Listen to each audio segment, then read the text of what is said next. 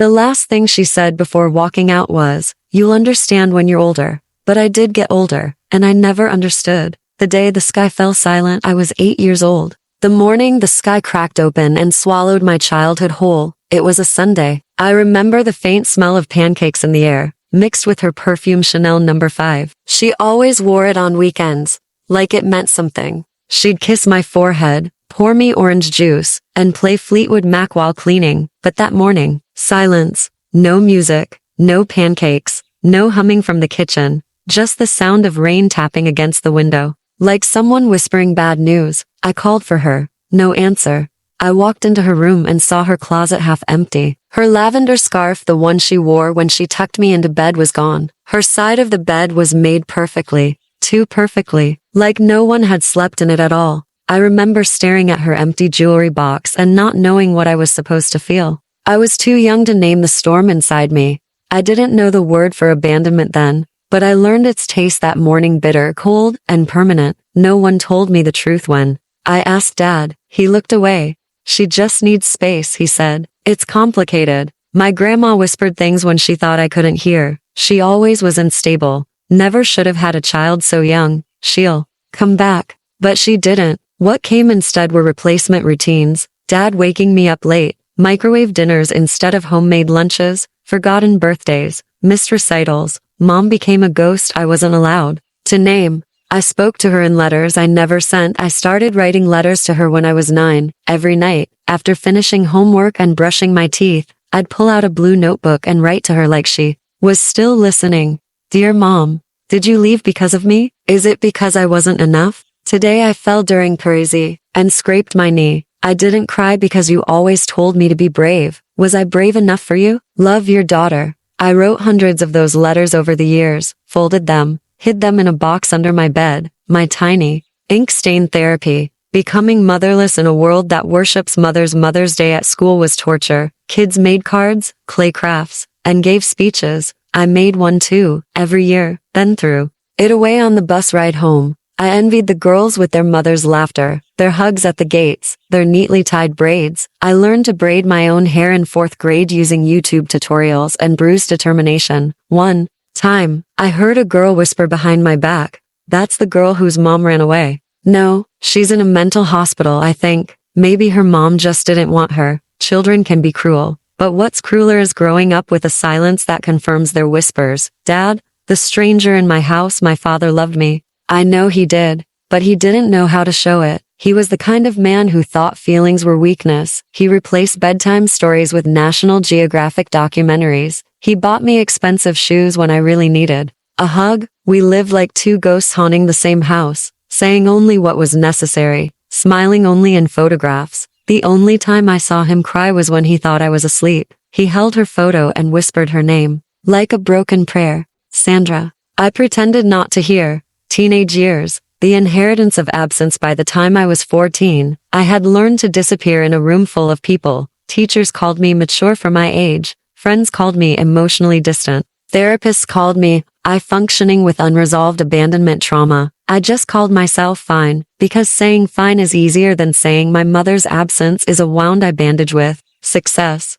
I got straight A's, won debate competitions, volunteered after school. I was desperate to be seen, to be wanted, to prove if only to the air that I was worthy of the love she withheld. But the emptiness inside me was louder than the applause I earned. I wasn't built for love, only for survival. I fell in love for the first time at 17. His name was Marcus. He played guitar, smelled like cedarwood, and told me I had eyes like unfinished poems. No one had ever spoken to me like that. He made me feel like maybe, just maybe, I wasn't invisible. We spent weekends lying under the stars, talking about our futures. He wanted to become a pilot. I wanted to become someone my mother might come back for. But one night, I cried during a movie, just a simple scene of a mother hugging her child, and he tried to comfort me. I flinched. He didn't understand. Love wasn't soft and safe to me. Love had left. Love had vanished. Love had taught me not to trust hands, even when they reached out gently.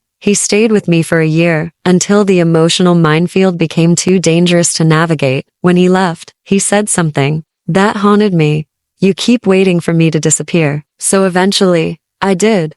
College, a degree in fixing the broken. I majored in psychology, not because I wanted to become a therapist, but because I wanted to understand what went wrong with her, with me. I buried myself in textbooks about attachment theory, trauma, abandonment responses. I learned that children with absent mothers often overachieve in order to avoid further rejection. I learned that daughters of emotionally unavailable parents often sabotage their own relationships. I nodded through entire lectures that sounded like case studies of my life. I wasn't studying strangers. I was dissecting myself. My dorm room was minimalist, almost sterile. I kept things neat, controlled, because my emotions weren't. At night, when the campus grew quiet, I still wrote letters to her, but now, they sounded different. Dear Mom, I'm tired of wondering if I'll ever be enough for someone. I wish you had stayed. Not for me, but for yourself. Maybe then we both wouldn't feel so incomplete. Your daughter still.